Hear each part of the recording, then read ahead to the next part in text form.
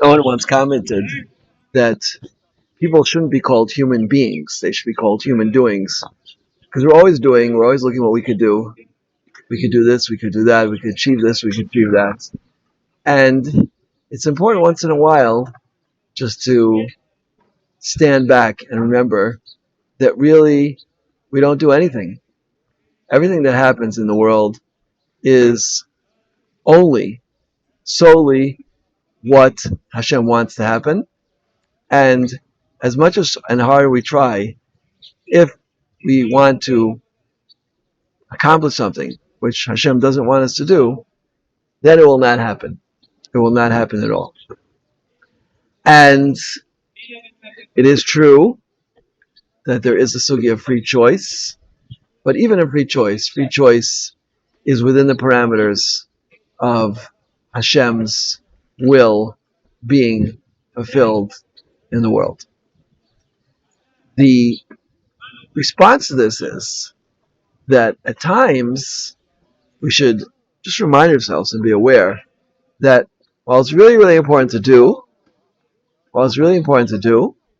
but we have to have a complete clarity that everything that happens is only because Hashem wants it to happen.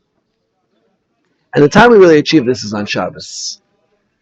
All Lamites Malachas are Malachas of creativity.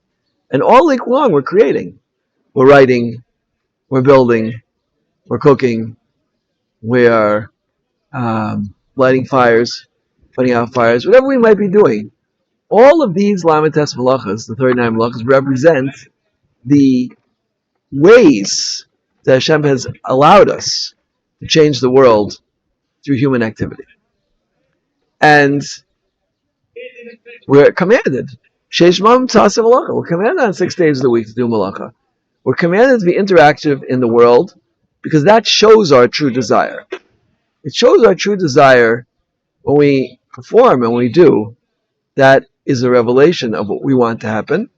And Hashem allows that to happen and encourages us that we should live our lives this way.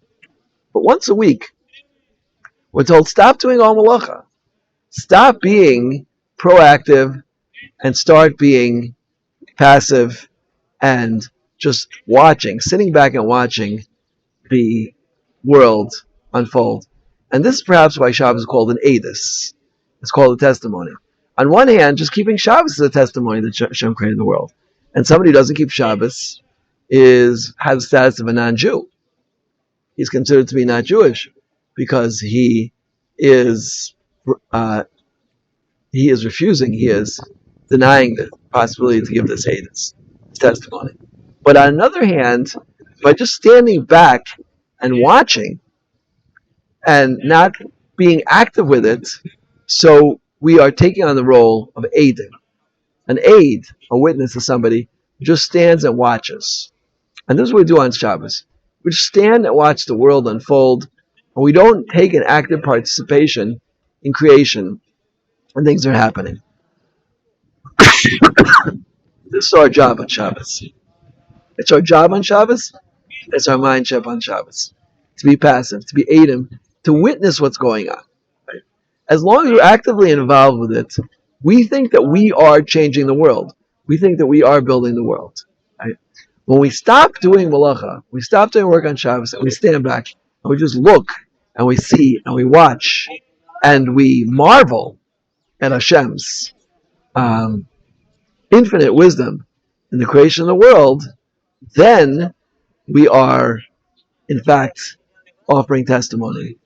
Then we are changing our role from doers to witnesses. This is a very, very important part of our week, and this is why the whole week really emanates from Shabbos. The perspective that we're meant to have on the Shabbos, on the week, we gain from Shabbos. And that's why the Torah says if we would keep two Shabbos, Mashiach would come. Because the correct perspective that we're supposed to have is that Hashem is doing everything.